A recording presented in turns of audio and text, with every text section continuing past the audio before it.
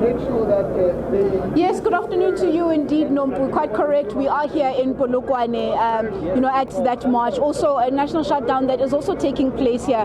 Many of the streets here closed down, to enable marchers to move towards the Premier's office. This is going to be the first stop of the day. We'll then move to Treasury and then later on go to the Department of Mineral Resources. I understand that is the order of the march that is going to be taking place. I mean, earlier on we did speak to the leadership of COSATU, asking them about this march, the timing of the march, the issues that they speak about is issues that affect, I suppose, the everyday and ordinary South Africans, issues of increasing prices and salaries that have just remained stagnant over the last couple of years, issues of retrenchment. But maybe let me bring in, we have seen also ANC leadership in the province also supporting this march. So I am going to bring the Secretary General of the ANC in the province, Mr. Ruben Matach, and just ask him, you are marching here, sir. Thank you so much for talking to us. You are the ANC, you are the governing party.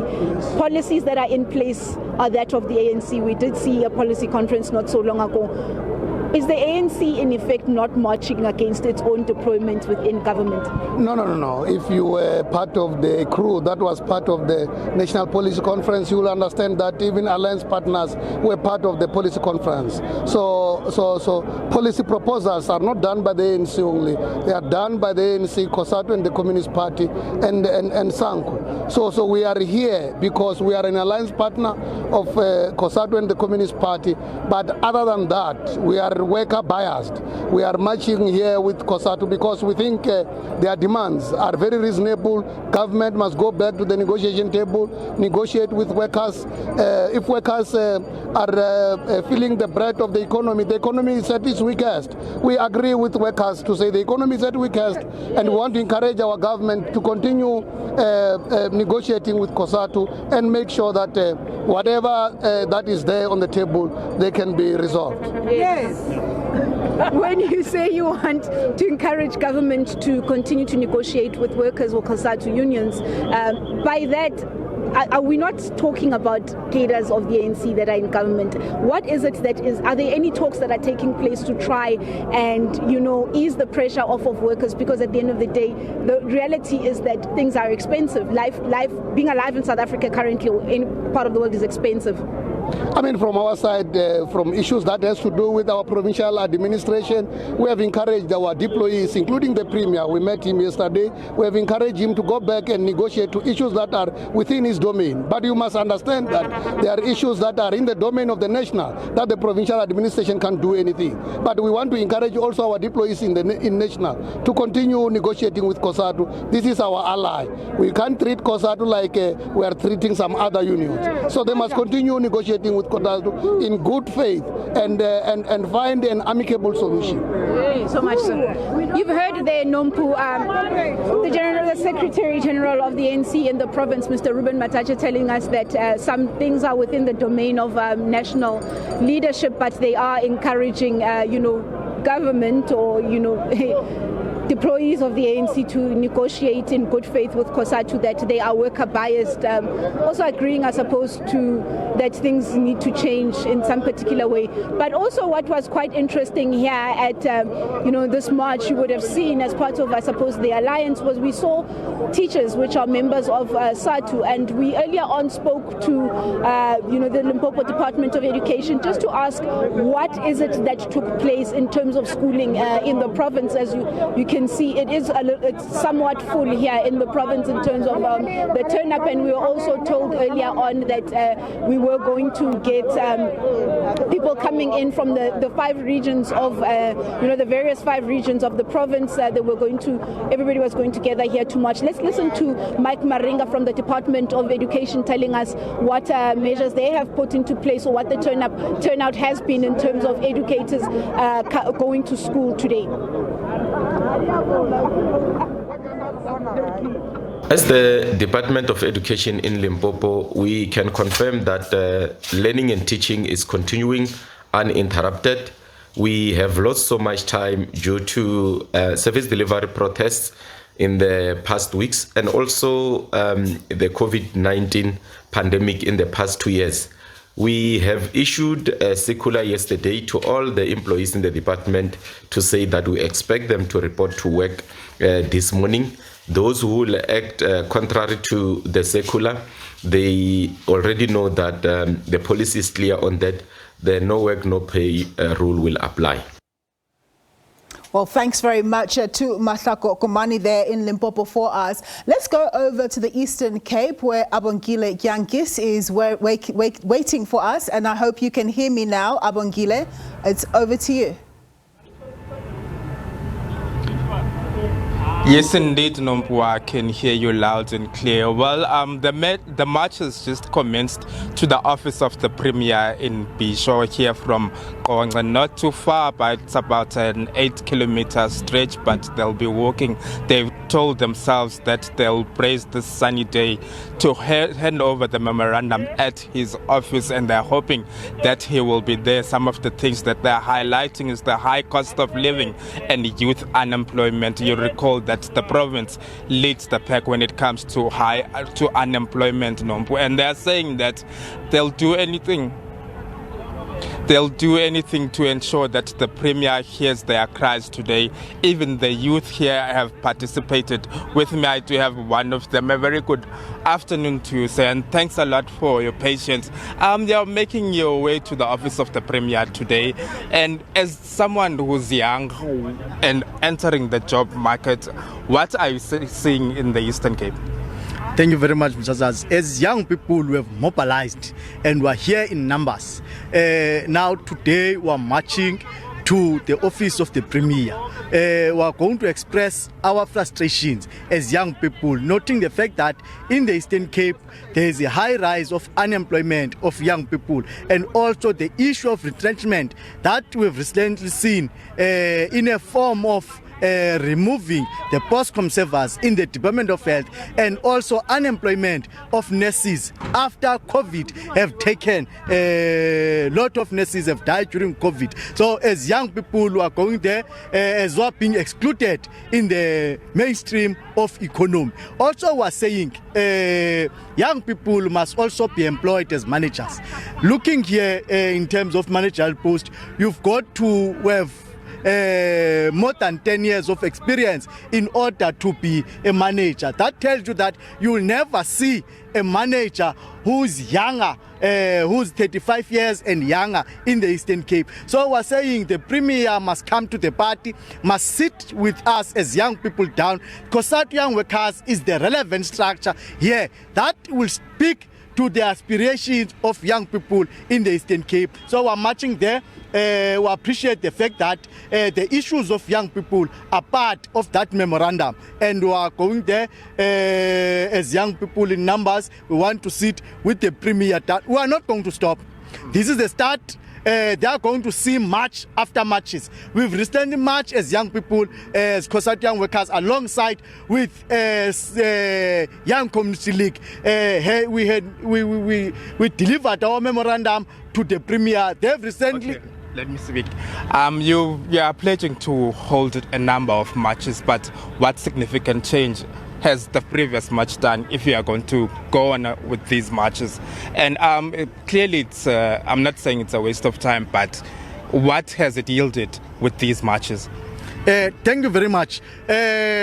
After we have marched as COSATU Young Workers, the office of the Premier, they have responded to us, and we are to write to them and we are to propose a meeting with them. We're going to sit with them down, the office of the Premier. And let me tell you now that we can march up until we march, submit memorandum up until we submit them. Now we are deriving other means to go there to the enemy. We have identified the enemy of the current revolution, as in what is the problem, what is the stumbling block. So we are going to go there. We are going to sit down with the Premier very soon as young people, and we are going to sit them down and give them ideas, give them solution. We are not only just complaining.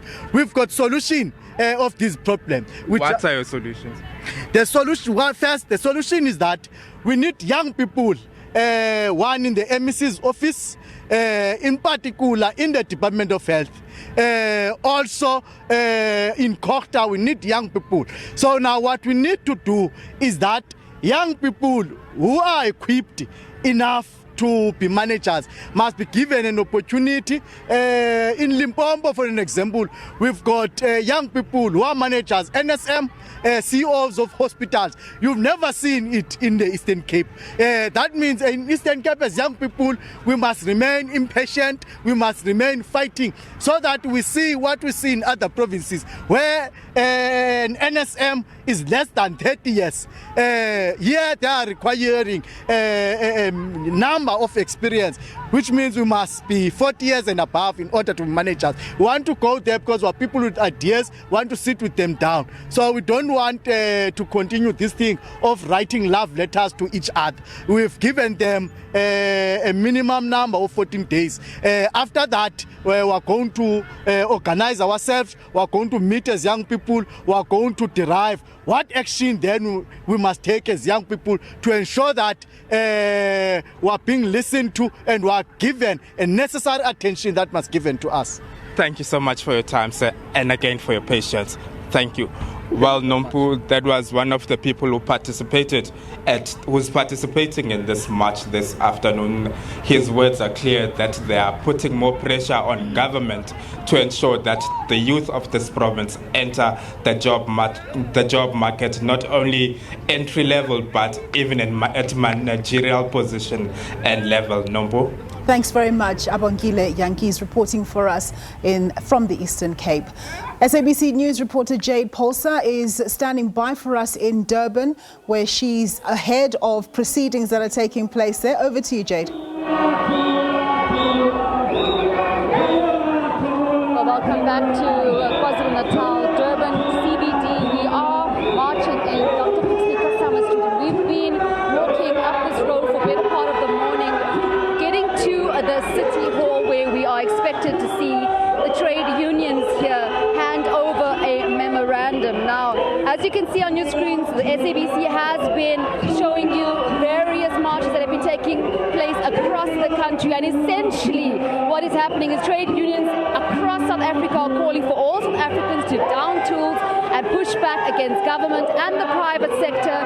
Trade unions on the ground are saying that government are not tackling current socio-economic challenges that the country is faced with. And we've been speaking to some of the workers on the ground, speaking to trade unions such as PSA, COSATU, SAFTU, as well as DENOSA, asking them what challenges as workers on the ground they are faced with. I'm going to see if I can't try and speak to some more as they continue with their force and with their spirit. Let's see if we can go a bit closer. Ma'am, you are here today, you're live on SABC News. Some of the challenges that SAFTU workers are faced with daily. So we want to increase money and want to increase. Yes, want to increase. Now the increase has been a bone of contention. What is that increase? What increase do you want? Salaries, and then the salaries. What other challenges do you have as teachers? Petrol. We have a problem in South Africa, the increase of petrol. I think that's what many of us back at home are also wanting for government to tackle, that rise of fuel price that we are currently experiencing. Let's see if we can't speak to some more people. Mama, you're obviously here to stand in solidarity with your trade union. Talk to us about some of the challenges that you guys are faced with. I see this gentleman here also. Thank you very much, ma'am. We are facing with a very difficult challenges. It's been years now without any increment in our union, in our working place. So now we are saying we want increment because all the things are rising up. So now we're getting difficulties for the life, because now the living standard, the standard of living is very high. So now without any increment, without anything, it becomes very difficult. Hence we are here today saying we want increment. So now we are here to raise out our voice, because now it becomes very difficult for us to live. Let's see if we can't try and speak to some more people here on the ground. As you can see, the momentum is flowing as we make our way to Durban City Hall, where they will be handing over a memorandum. I'm told that the Premier of the province unfortunately cannot receive the memorandum, but they will be giving it over to a MEC, one of the MECs that will be present to receive that memorandum from these trade unions on the ground. A show of force, really, Nompu, if you look at it. SABC, SAFTU, COSATU, CW as well. I saw one of their provincial secretary, the leaders. Let me see if I can't ask the man behind the lens bringing you those visuals, and Nhlanhla Fastu, just to walk with me as we try and see if we can't get that CW provincial secretary. I think I do see him. Yes, sir. Thank you very much. You are live on SABC News. Communications trade union standing in solidarity with everyone else here on the ground. A show of force. Indeed, we've mobilized our members to come because this strike talks directly to our demands.